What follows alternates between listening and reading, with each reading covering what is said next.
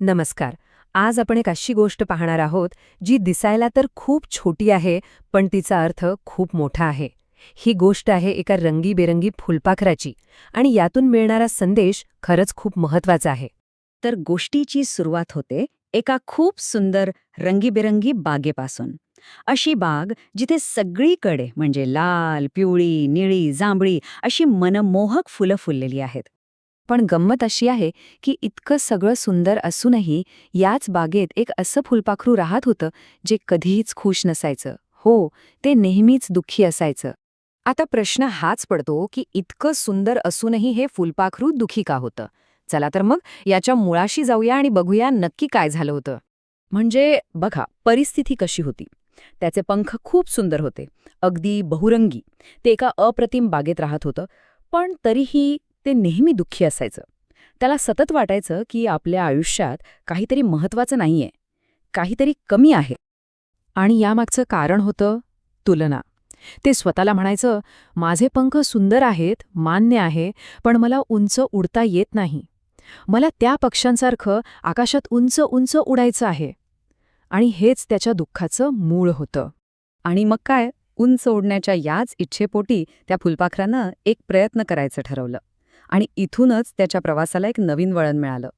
त्याने काय केलं, तर आपल्या मर्यादा ओलांडून अजून उंच ओढण्याचा प्रयत्न सुरू केला. आपली सगळी ताकद त्याने पणाला लावली होती.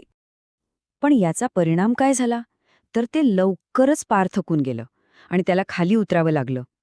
ह्या प्रयत्नामुळे त्याचा आत्मविश्वास वाढण्याऐवजी आपण कमी आहोत ही भावना मात्र आणखीनच वाढली. पण जेव्हा हे फुलपाखरू असं निराश होऊन बसलं होतं ना, तेव्हाच त्याला त्याच्या मित्रांकडून एक अनमोल शिकवण मिळाली. आणि हे मित्र असे होते ज्यांच्याकडून काही शिकायला मिळेल असं त्याला कधी वाटलंच नव्हतं. जवळच बसलेल्या एका चिमणीने त्याला पाहिलं आणि म्हणाली, "अरे, तू किती सुंदर आहेस.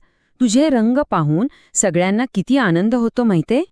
आणि मग ज्या फुलावर ते बसलं होतं ते फूल म्हणालं, "तू आमच्यावर बसतेस, आमचा मध घेतेस आणि त्यातून आम्हाला मदतच करतेस. तुझं काम खूप महत्वाचं आहे, हे विसरू नकोस." चिमणी आणि फुलाचं हे बोलणं ऐकून ते फुलपाखरू एकदम विचारात पडलं. एकीकडे स्वतःच्या सौंदर्याचं कौतुक आणि दुसरीकडे आपल्या कामाचं महत्त्व, या दोन्ही गोष्टींनी त्याला विचार करायला भाग पाडलं. आणि मग त्याच्या मनात विचार आला, "अरे हो, हे खरं आहे. मी जे काम करते त्यात मी सर्वोत्तम आहे." हाच तो क्षण होता जेव्हा त्याला स्वतःचं खरं मूल्य कळलं. आणि ह्या एका विचारामुळे त्याच्या आयुष्यात काय बदल झाला आणि या गोष्टीतून आपल्याला नेमका काय बोध मिळतो ते आता पाहूया. दुसऱ्या दिवशीपासून चित्रच बदललं. तेच फुलपाखरू आता संपूर्ण बागेत आनंदाने उडत होतं. इकडून तिकडे फुलांवर बसत सगळीकडे जणू आनंदच पसरवत होतं. ते पुन्हा कधीच दुःखी झालं नाही, कारण आता त्याच्या मनातली तुलना संपली होती आणि त्याला खरं सुख कशात आहे हे सापडलं होतं. तर मग ह्या गोष्टीतून आपण काय शिकलो? दोन महत्वाच्या गोष्टी. एक म्हणजे आपल्यामध्ये जे गुण आहेत त्यावर प्रेम करायला हवं आणि दुसरी म्हणजे प्रत्येकाचं काम वेगळं असतं आणि ते तितकंच महत्वाचं असतं. आणि हाच विचार आपण सगळ्यांनी करायला हवा नाही का, की या फुलपाखराप्रमाणे आपल्यात असे कोणते विशेष गुण आहेत